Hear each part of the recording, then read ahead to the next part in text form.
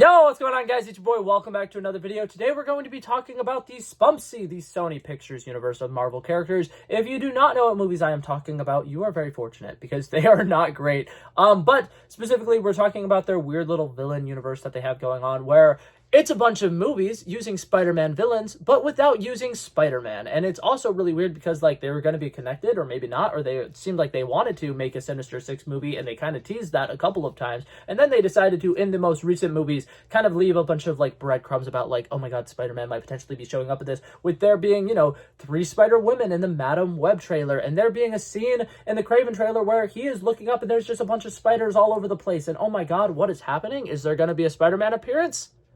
No, and honestly, thank God for that, because these movies were painfully bad. But today, I do want to talk about the Spunpsy as a whole, and kind of talk about what I kind of have pitched in the past, my running theory about why these movies are so bad, and what potentially could have been going on behind the scenes. And I like to give Sony a lot more credit than I think they deserve. So, let's dive into this theory, shall we?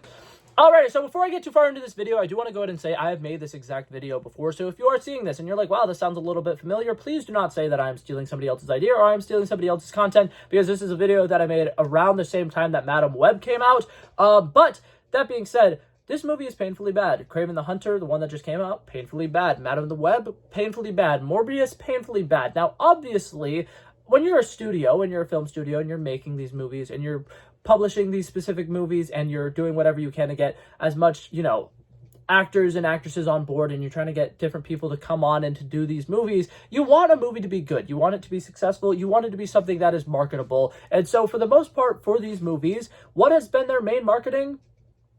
The fact that they cast hot people. I don't know if you guys have caught on to this, but Madam Web had a lot of very, very disturbing advertisements for it, and I didn't like that. I thought that was really weird. And same thing with Kraven the Hunter. There was a lot of things where it's just like, oh, you want to see this movie? Here's a shirtless picture of Aaron Taylor Johnson. Now, do you want to see this movie? Okay, you should go watch it now. And I thought that was really weird. And I think that it's something that's particularly strange about Sony in particular is they've never really cared about the quality of these movies. They've only really cared about the fact that, is it going to be marketable? Are people going to go out and watch this movie? What will it take for people to go out to watch these movies? Oh, hot people, let's do it. And I think that these movies have been really, really bad. And to say that they are bad is even kind of an understatement. Like, they are genuinely one of the worst movies, like, franchises probably ever. And I think that there secretly could have been a reason for that. And I'm going to get into that. So, for people who do not know, Sony very famously owns one of the most popular consoles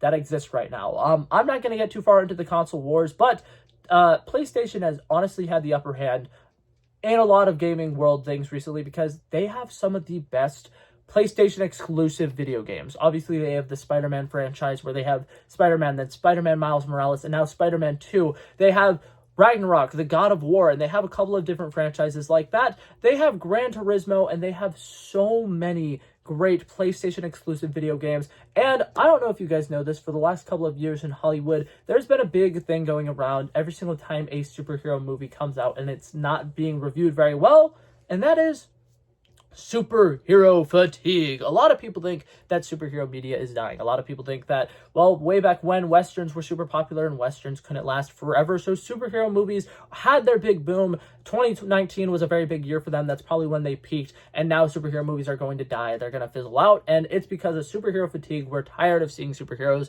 and superhero media as a whole is going to be a dying breed. But as we know, with most kind of, like, you know, big franchises and stuff that have their big booms, usually whenever a franchise dies, something comes and kind of fills that void, right? There's kind of like a little bit of a vacuum, and something needs to take up that space. And right now, superhero media is so huge that most of the last years that have came out, right? Like, if you go 2019, 2020, 2021, 2022, 2023, and so on and so forth, there's been like at least 5 or 6 superhero movies, and the majority of them have been in the top 10 highest grossing movies of their years, right?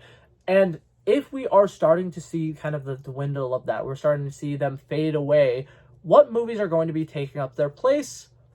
I think that there are a couple of big contenders. For one, you can never go wrong with biopics. For some reason, biopics are starting to be a huge thing. They keep making them for literally every single music and musician under the sun. I feel like biopics kind of work for the most part when you are using some kind of IP or something that people care about. I feel like the Bohemian Rhapsody one was huge because that one, they won an Oscar for Freddie Mercury. They won Oscars for some of the soundtracks and stuff like that. They've won Oscars using biopics, but I don't think that a lot of people care that much. I think a lot of people are starting to see it as like a, oh my God, people are afraid to make movies about real topics again. So a lot of people are already annoyed of biopics, but one that has had a huge boom, and particularly in TV shows this year, video game adaptations. I think that video game adaptations are going to be having a huge turnaround. I think that Sonic is one of the biggest franchises that is doing a great job of showcasing this. I think that the original Sonic movie and Sonic 2 both had really great box office hits, and considering that they were movies that were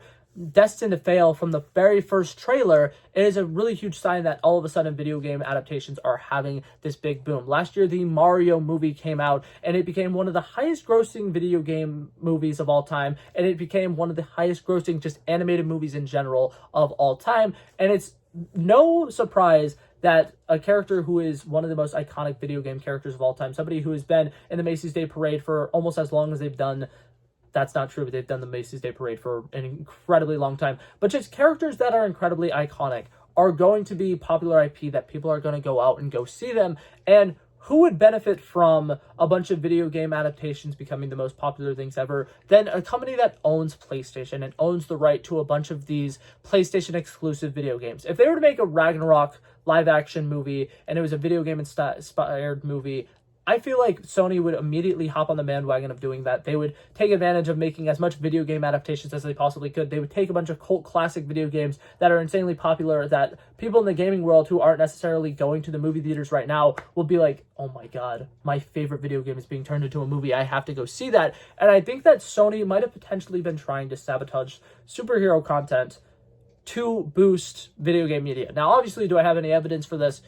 Not really, but I will say it is kind of concerning the amount of people who signed on to do these Marvel Sony movies without realizing that they're not connected to Marvel, and without realizing that, oh, this is something that is connected to Marvel, but it's not actually Marvel. Like, a lot of people, especially regular casual moviegoers who are just going to the movies every once in a while just to watch a movie because they're like, oh, I heard that this movie's coming out and I heard it's good, I'm going to go watch it.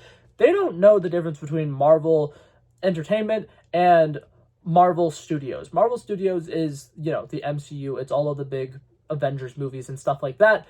Marvel Entertainment is the one that Sony is associated with. They're just the Marvel characters, and that's why at the beginning of all their movies they have to say in association with Marvel and instead of Marvel Studios. And I think that a big thing is a lot of people are just seeing, wow, Marvel keeps making a lot of really bad movies. And something in particular with Madam Web, Morbius, and Kraven the Hunter, these are characters that aren't very well known. And Marvel, when they started the MCU, started using characters that were very underknown and underutilized and making them into the stars that they are now. Iron Man was not that big of a deal. Thor was not that big of a deal. Captain America was, for the most part, a big deal, but they were also able to make movies with characters like Ant-Man and the Guardians of the Galaxies and make them bigger named than they already were. They started making these superheroes really, really popular. And now Sony is kind of using these lesser known characters, making really bad movies about them, and it's kind of going to shake up the public perception of these superhero movies when it's a character that you don't already know and you don't already like. And I think that might have been strategic, and it might have been an actual smart thing that Sony did.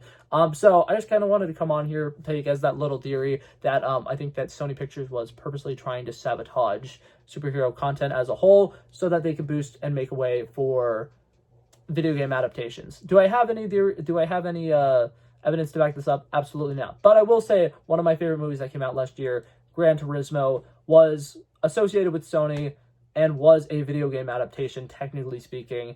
And I would not be surprised if in the coming years you see Sony making a lot more video game adaptations like Uncharted that came out a couple of years ago. But yeah, that being said, that was it for this video, guys. Thank you guys so much for coming by and checking it out. I love and appreciate you guys so much for watching, and if you liked it, feel free to like and subscribe, and I'll hopefully see you guys in the next one. Peace out. Bow, bow, bow.